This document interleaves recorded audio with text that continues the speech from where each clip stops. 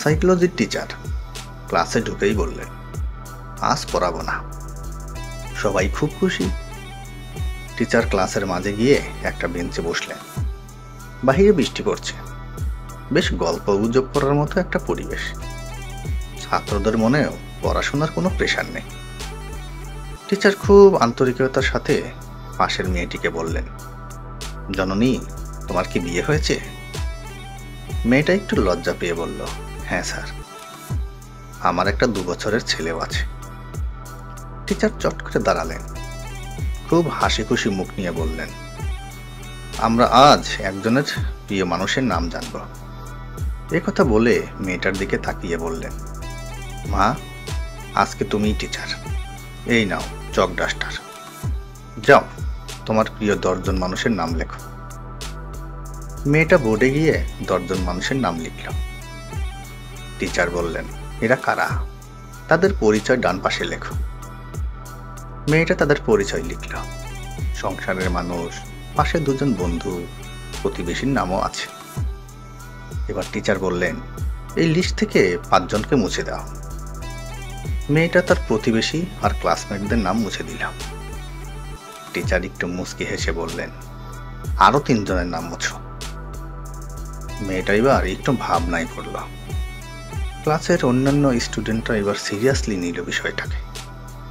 খুব মনোযোগ দিয়ে দেখছেন মেয়েটা তার সাইকোলজি কিভাবে কাজ করছে। মেয়েটার হাত কাঁপছে।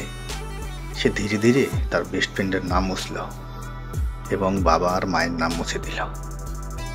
এখন মেয়েটা রীতিমতো কাঁদছে। যে মজা দিয়ে ক্লাস শুরু করেছিল সে মজা আর নেই। ক্লাসের অন্যদের মধ্যেও টান টান উত্তেজনা। লিস্টে আর বাকি আছে 2 জন, মেয়েটার স্বামী আর তার সন্তান।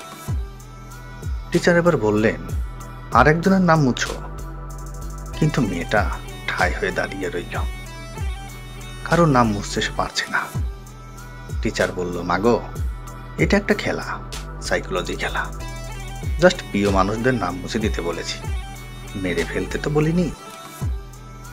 মেয়েটা কাঁপা কাঁপা হাত নিয়ে তার সন্তানের নাম মুছে দিল। টিচার এবার মেয়েটার কাছে গেল।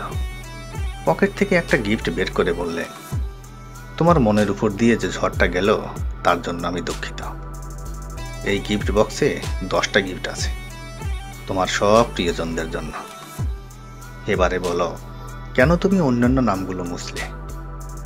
মেয়েটা বলল, প্রথমে বন্ধু আর প্রতিবেশীদের নাম মুছে দিলাম, কারণ তবুও আমার কাছে বেস্ট ফ্রেন্ড আর পরিবারের সবাই রইল।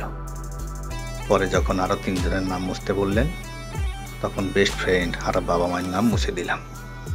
ভাবলাম বাবা মা তো আর চিরদিন থাকবে না, আমার বেস্ট ফ্রেন্ড না থাকলেও কি হয়েছে, আমার কাছে আমার পুত্র তার বাবাই বেস্ট ফ্রেন্ড।